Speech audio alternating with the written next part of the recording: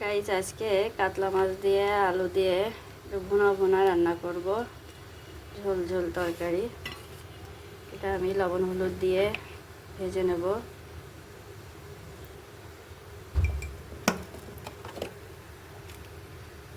মাখিয়ে নিই লবণ হলুদ দিয়ে, তারপরে একটু কড়া করে ভাজবো, ভেজে তাই রান্না করব। প্রথমে একটু লবণ দিয়ে নিচ্ছি, তারপর আমি তেল দিয়ে দিচ্ছি। আমি নাড়াচাড়া দিয়ে নেব, যেহেতু মাছ দেবো তো সেজন্য যাতে ফুটে না আসে। তারপরে গরম হয়ে যাচ্ছে, এখন এই মাছ দিয়ে দিলাম।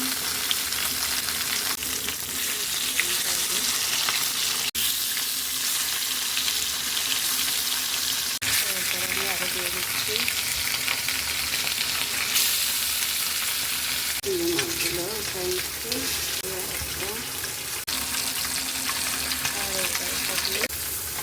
সব মাছ উঠে ফেললাম, এখন রান্না করব। আমি যে মাছটা ভাজিছি যে তেল দিয়ে, সেই তেলটা দিয়েই আমি এই রান্না করব। মাছটায় স্বাদও হয়, মাছের তরকারিটা রান্না থাকে। পেঁয়াজটা ভাজিয়ে নেব।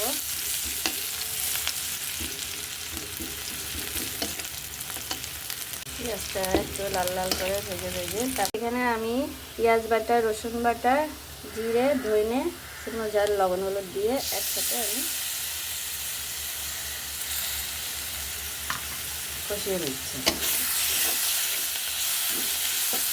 অল্প একটু পানি দিয়ে দিলাম, আমি আলুগুলো দিয়ে দিচ্ছি। দিয়ে আলু আর মশলা কষিয়ে নেব। আলু কষিয়ে এসে এখন আমি পানি দেবো, আমি মাছগুলো কষিয়ে নেব।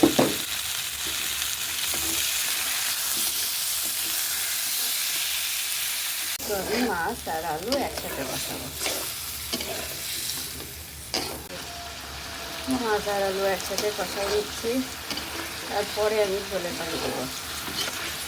দেখুন মাছ আলু একসাথে কষানো হয়ে যাওয়ার পরে এখন আমি ঝোলের পানি দিয়ে দেবো।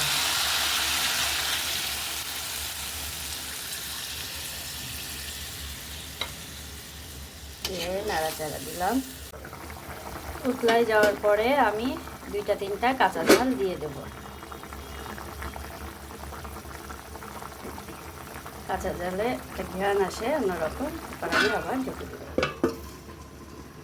তরকারিটা নামিয়ে নিলাম। এই দেখুন আজকে ঝোল রান্না করলাম আলু দিয়ে, কাতলা মাছ দিয়ে। রান্নাটা ভালো লাগলে সাবস্ক্রাইব করে দিন, লাইক করেন, শেয়ার করেন। ধন্যবাদ।